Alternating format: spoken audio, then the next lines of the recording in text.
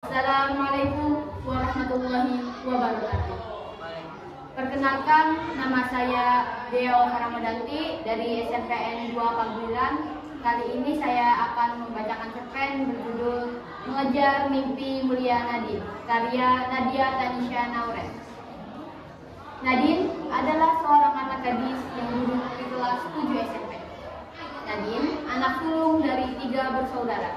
Kedua adiknya laki-laki, masih duduk di bangku sekolah dasar. Nadine tinggal bersama keluarganya di lereng gunung, yaitu sebuah desa kecil yang jauh dari keramaian kota. Kanan dan kiri rumahnya adalah hamparan kebun yang tumbuh menghijau. Kemudian ada sebuah aliran sungai kecil yang airnya sangat jernih dan dingin.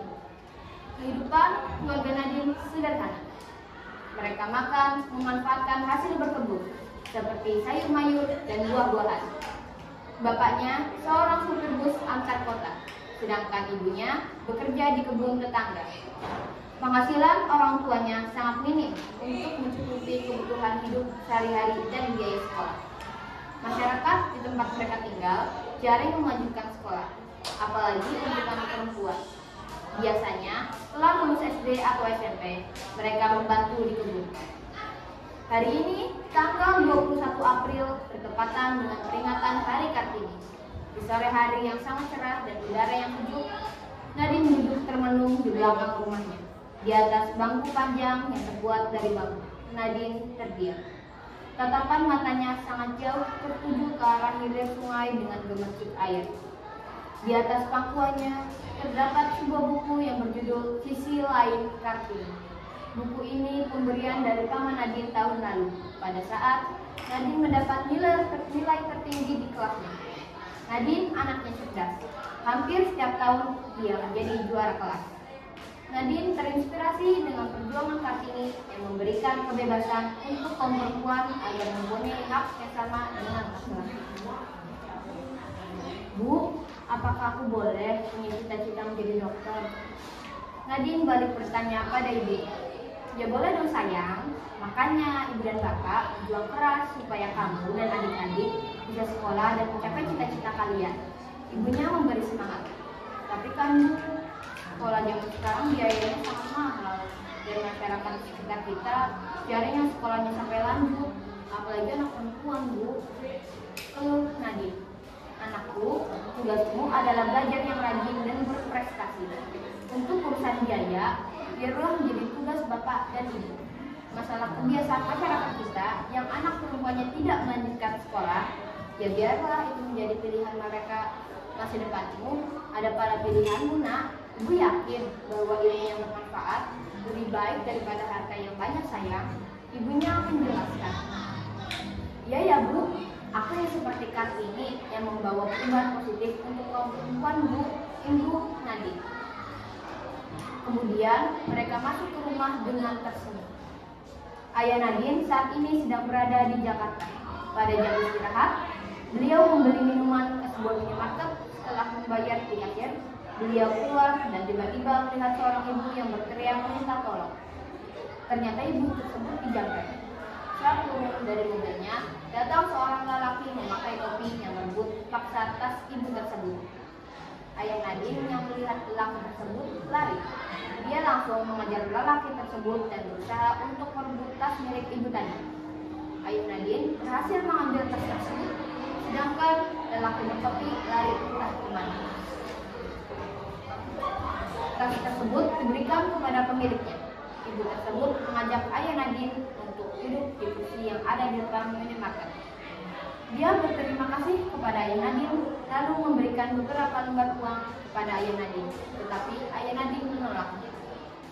Siapa nama bapak? Tanya ibu itu.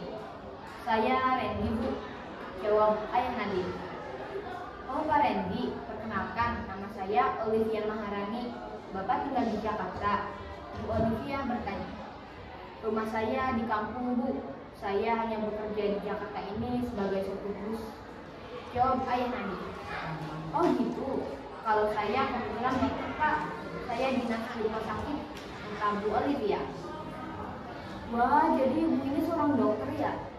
Pak Randy memastikan ekspresi wajahnya tampak sumringah. Ya, betul Kak Randy. Memangnya kenapa Kak? Tanya Bu Olivia. Ah, tidak apa-apa Bu.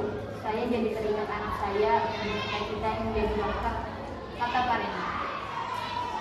Wah, cita-cita yang mulia itu. Pasti Pak Randy bangga dengan anak Bapak, sahut Bu Olivia. Iya Bu, saya bangga. Tapi dengan kondisi ekonomi keluarga saya ini, rasanya tidak mungkin saya bisa membiayai anak saya untuk sekolah di kedokteran Bu, kata Pak Randy. Setiap anak berhak mempunyai mimpi dalam hidup.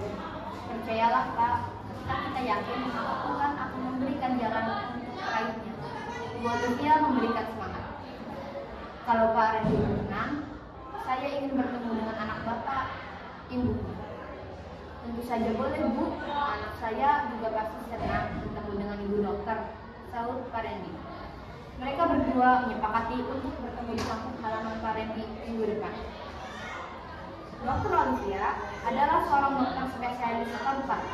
Ia menangani pasien-pasien yang mengalami kasus COVID-19 dengan sangat ramah dan penuh kasih sayang selama masa pandemi.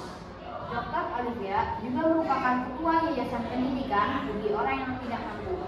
Yayasan tersebut dikelola bersama dengan rekan-rekan dokter lainnya.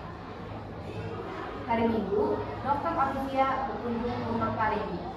Ia disambut hangat oleh keluarga Pak Randy, termasuk Nadine yang sejak pagi tadi menunggu kedatangannya. Mereka berbincang sambil menikmati singkong rebus dan teh manis yang disajikan oleh istri Pak Randy. Nadine, Bapak pernah bercerita, katanya kamu ingin menjadi dokter ya? Tanya Dokter Olivia. Iya, betul Bu. Tapi aku ragu apakah aku bisa mencapai cita-citaku itu. Karena budaya masyarakat di sini dengan perempuan caranya melanjutkan sekolah, juga kondisi ekonomi keluarga aku tidak mampu Bu, jawab Nadine dengan nada sedih. Nadine, era Kartini sudah memperjuangkan emansipasi wanita di Indonesia. Beliau berjuang untuk persamaan hak antara laki-laki dan perempuan. Jadi, kamu harus tetap semangat untuk mengejar cita-citamu, ucap Dokter Olivia. Tapi, bagaimana dengan biayanya Bu? Sekolah kedokteran kan sangat mahal.